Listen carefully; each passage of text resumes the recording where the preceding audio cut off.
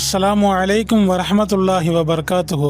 நிறைய சகோதரிகள் கேட்கக்கூடிய ஒரு முக்கியமான கேள்வி, மாதவிடாய் காலத்தில் எங்களால் தொழ முடியலை, குரான் ஓத முடியலை, அப்போ நாங்கள் எப்படி நன்மைகளை சம்பாதிக்கிறது? முதல்ல ஒரு விஷயத்தை புரிஞ்சுக்கணும். அல்லாஹ் ஒரு பெண்ணுக்கு மாதவிடாயை விதியாக்கி இருக்கிறான்.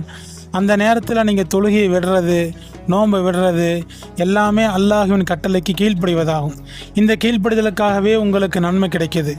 ஆனால் இபாதத்தில் இருந்து நீங்கள் முழுமையாக விடுபடணும்னு அவசியம் இல்லை.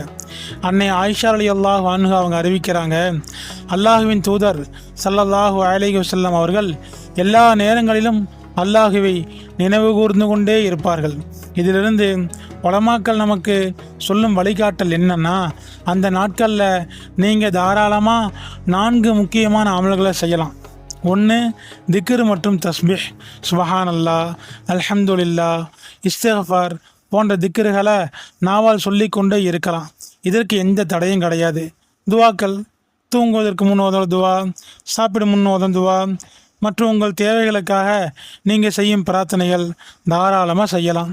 அடுத்து, கல்வி கற்பது, குரான் தர்ஜுமாக்கள், மொழிபெயர்ப்பு, ஹதீஸ் நூல்கள் அல்லது மார்க்க சொற்பொழிவுகளை கேட்பதன் மூலம் நீங்கள் அறிவை வளர்த்து கொள்ளலாம்.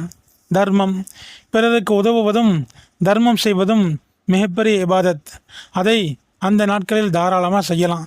குறிப்பாக ஆயிஷா ரலியல்லாஹு அன்ஹா அவங்க மாதவிடாய் காலத்தில் இருக்கும்போது நபிகள் நாயகம் ஸல்லல்லாஹு அலைஹி வஸல்லம் அவங்க மடியில் தலை வச்சு குரான் ஓதுவாங்க. இதிலிருந்து என்ன புரியுதுன்னா, அந்த நேரத்தில் நீங்கள் அசுத்தம் கிடையாது, உங்கள் உடல் தான் அந்த நிலையில் இருக்கும். அதனால் மனத்தளர்ச்சி அடையாமல் அல்லாஹ்வை திக்ர் செய்கிறதுல நேரத்தை செலவிடுங்க. அல்லாஹ் நம் அனைவரின் அமல்களையும் ஏற்றுக்கொள்வானாக.